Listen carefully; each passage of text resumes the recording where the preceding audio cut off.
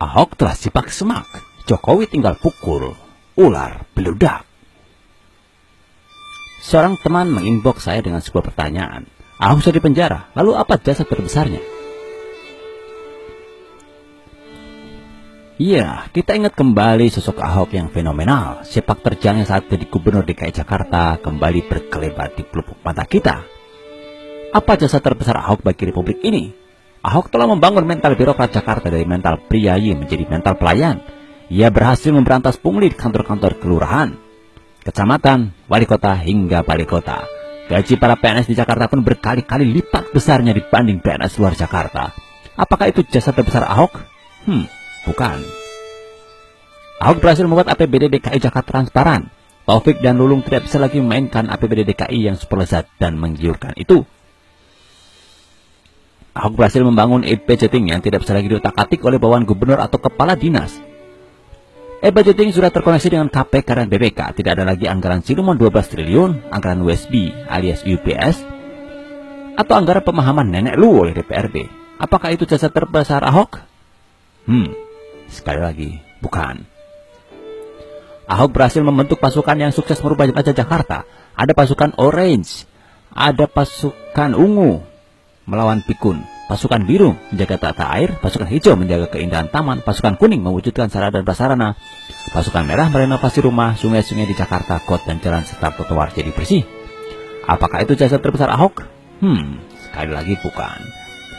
Ahok berhasil membangun masjid di balik kota, di Daan Mogot membangun puluhan ribu unit rusun, merelokasi penghuni liar di bantaran sungai, membersihkan waduk-waduk, menggusur visi selendir di Kalijodo, membangun ratusan taman indah, memaksa para pengusaha ikut membangun DKI dari dana CSR mereka, meningkatkan pendapatan Pemprov DKI dari area parkir, iklan, dan membuat para preman liar tak berkutik. Apakah itu jasa terbesar Ahok? Sekali lagi, lagi, itu bukan. Ahok berhasil membuktikan BPK ngaco, dan kini para pejabatnya terbelit kasus suap jual beli penilaian WTP wajar tanpa pengecualian. Pun Ahok berhasil membuat anggota DPR Senayan ketakutan dan terkencing-kencing di celana ketika ia menantang dan menyebut mereka kampungan, dan akhirnya tak berani memanggilnya terkait kasus lahan sumber waras. Bahkan Ahok sukses membuat logika Ratna Sarumpait terbukti dungu saat ia menuduh Ahok telah membeli KPK, Polri, dan TNI. Apakah itu jasa terbesar Ahok? Lagi-lagi bukan. Jasa terbesar Ahok adalah menyelamatkan NKRI dari kehancuran. Rupanya sejak tahun 1998 atau 19 tahun yang lalu, gurita misi para kaum penghancur Pancasila, anggotanya sudah mencapai 12 juta jiwa. Penegak negara khilafah telah diam-diam merancang negara khilafah lengkap dengan dasar negara dan undang-undangnya. Satu langkah lagi, negara khilafah mirip ISIS siap diproklamasikan. Pada saat itu NKRI tamat untuk selama-lamanya. Kehancuran pun terjadi. Aksi pemenggalan kepala akan menjadi menu setiap hari di negeri ini. Tetapi Indonesia selamat berkat pengorbanan Ahok. Ahok telah berani menyipak semak yang dipenuhi oleh ular beludak. Ketika Ahok fight dan melawan mereka yang menyalahgunakan surat Al-Maidah, ular-ular beludak pun menyerbunya. Ahok dipatok dengan ganas. Ahok pun dipenjara. Namun pada saat bersamaan, Ahok berhasil membuat ular-ular beludak itu keluar dari semak. Ular-ular beludak inilah yang hendak mengganti Pancasila, yang hendak menghancurkan NKRI. Ada mantan menteri, kini komisaris sebuah UMN ketahuan mendukung negara khilafah, dan kini sedang bertobat mati-matian dan kembali mendukung NKRI. Ada mantan ketua MPR, ketua sebuah ormas Islam, disebut Bapak Reformasi ketahuan ikut menampung uang korupsi dan sekarang ikut menyerang KPK sambil memproklamasikan dirinya adalah sosok suci. Ada juga yang menyebut dirinya imam besar umat Islam Indonesia, anti Pancasila dan terlibat chatting pornografi, dan kini kabur ke luar negeri. Ada oknum-oknum yang memfitnah Presiden Jokowi sebagai antek PKI. Ketika dibawa pengadilan tidak ada bukti dan orang yang bersangkutan dihukum 3 tahun penjara. Pun ada ustadz yang menuduh istana sebagai basis rapat-rapat PKI. Kini ustadz yang bersangkutan telah ditetapkan sebagai tersangka bersama dengan sosok yang lain, pelaku makar. Kini mereka berjuang mati-matian melepas diri dan dengan jargon telah dikriminalisasi. Beberapa hari yang lalu ada pengusaha kaya, pemilik beberapa media, ketua partai Gurem yang sebelumnya sesumbar mengancam jaksa dan sangat yakin bahwa suatu saat akan menjadi pemimpin Indonesia.